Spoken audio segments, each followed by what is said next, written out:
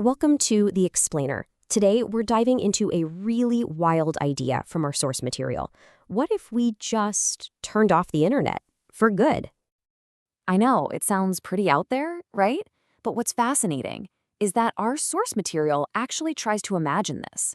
It paints this really vivid picture of what an unplugged world would mean for our daily lives, for our neighborhoods, even for our whole society. So let's jump in and see what they came up with. So, right off the bat, the source sets up this really stark contrast. You've got the world we live in now, the endless notifications, the information overload, it's constant. And then, on the other side, there's this radically simpler life, one built around actual focus and real human connection. It's a pretty compelling choice when you see it laid out like that. Okay, so let's start with the most immediate thing. What would a change like this actually feel like for you and me? How would it change our day-to-day lives? The source argues that the first thing we'd probably notice is the quiet. Imagine that. No more constant pangs, no more buzzing. Our brains would finally get a chance to breathe. And that's not just about less stress. It's about having the mental space to actually do things again. You could finally pick up that hobby, really dive deep into a creative project, or, get this, have an entire conversation with someone without a single phone going off. Wild, right? And it goes even deeper than that. This isn't just about gaining new hobbies. The source suggests it's about what we might relearn, things that have kind of gotten rusty in the digital age. Think about it. Real empathy, truly listening to someone, picking up on body language, all those skills could make a huge comeback. We'd basically be forced to reconnect on a much more human level, without a screen in the way.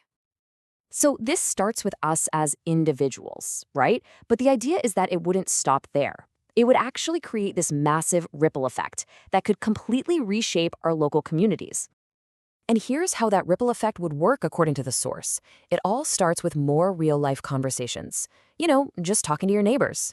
From there, people start supporting local shops and showing up for local events. And before you know it, you've got these really strong community bonds, a genuine sense of belonging that, let's be honest, is pretty tough to find when you're just scrolling online. Okay, so we've gone from the individual to the community.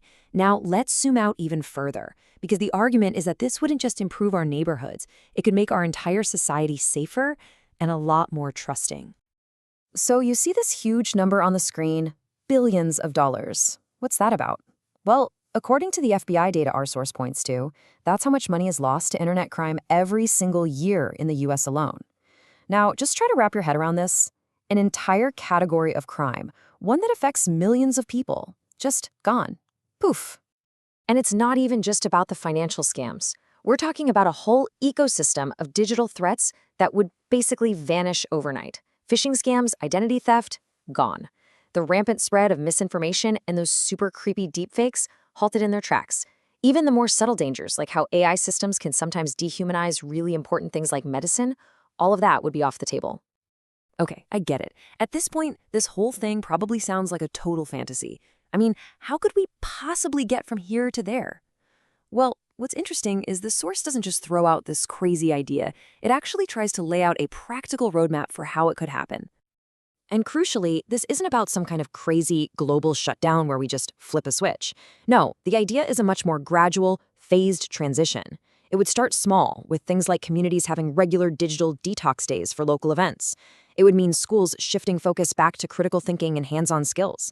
And it would mean creating new kinds of support groups, like analog clubs, to help people adjust. Yeah, so it's not just about what we'd give up, it's about what we would build in its place. The source is pretty clear that we'd have to actively reinvest in our physical infrastructure. We're talking about supporting farmers markets and local shops, revitalizing community centers so they become real gathering places again, and using libraries for hands-on workshops. It's about rebuilding the real world. So, after all that, what's the big idea? What's the ultimate goal of this huge thought experiment? Well, the key takeaway from the source isn't that technology is bad, not at all. It's about being pro-human. The whole point is to consciously choose a future that's built on trust, on empathy, and on real, tangible connections with each other, instead of one mediated by screens. And that's the big, provocative question our source material leaves us chewing on. Could a brighter future actually be an offline one? It's a radical thought for sure, but it's one that really makes you think. So what do you think?